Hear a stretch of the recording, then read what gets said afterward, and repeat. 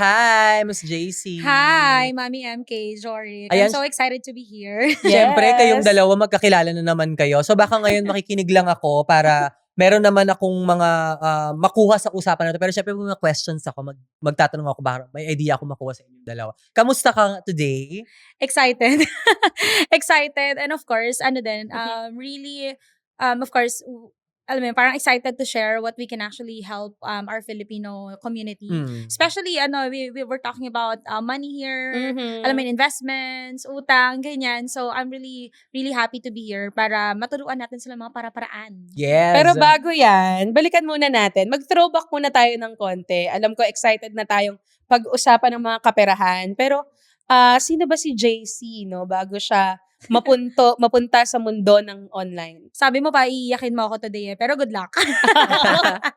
So, sino ba si JC Tan or also CC? Pretty much, nag-start lang din ako. I'm not from a well-off family. Actually, alam ng lahat, karamihan na makakanood nito, alam nila yung story of my life. So, my dad is actually an ex-convict. So, also, we lived in Pasig River for a while. So, very normal citizen ng Pilipinas, no? Walang any yaman, but started from really, parang kwento nga ng rugs, pero not yet riches.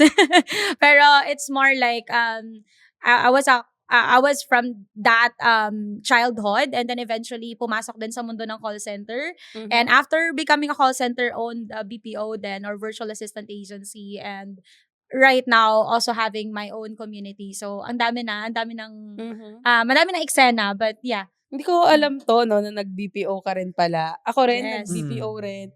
Ikaw ba, Same na-try here. mo ba? Actually, nung nag-aaral ako, feeling ko, doon ako papunta. Yun yung pinaganda ko. So, ginalang ko sa English kasi parang yun yung parang feeling mo pag call center ka, magaling ka sa English. Parang ganun.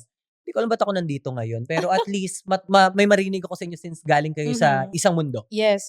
So, it's very interesting to know, no, na ito yung pinanggalingan mo. And then, ayan, nandito ka ngayon, no, as a community builder. So, we wanted to understand lang. Kasi, syempre, marami ang hindi pa familiar with online job, with high level.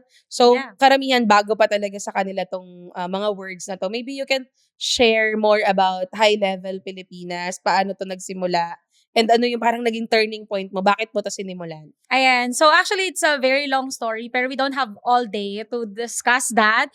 Pero last year, meron akong, technically, I've been running a virtual assistant agency for 5 years. But last year, sobrang dami kong pinagdaanan to the point na I had to decide to close my business.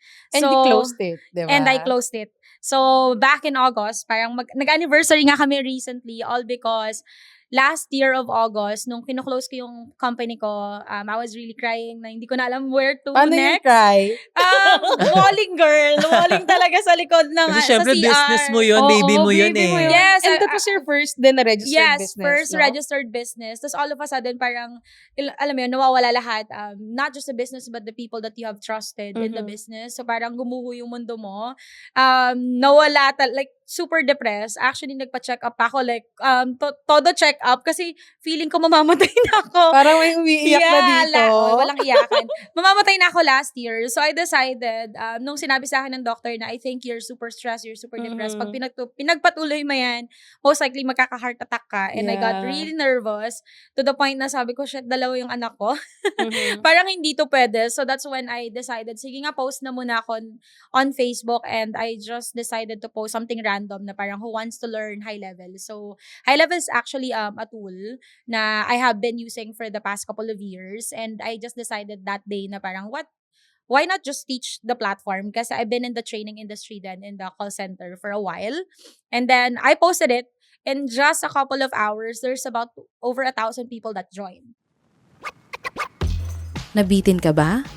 Para sa iba pang praktikal at diskarte finance tips, follow and subscribe sa Para-Paraan with Salmon on YouTube, Spotify, and other socials.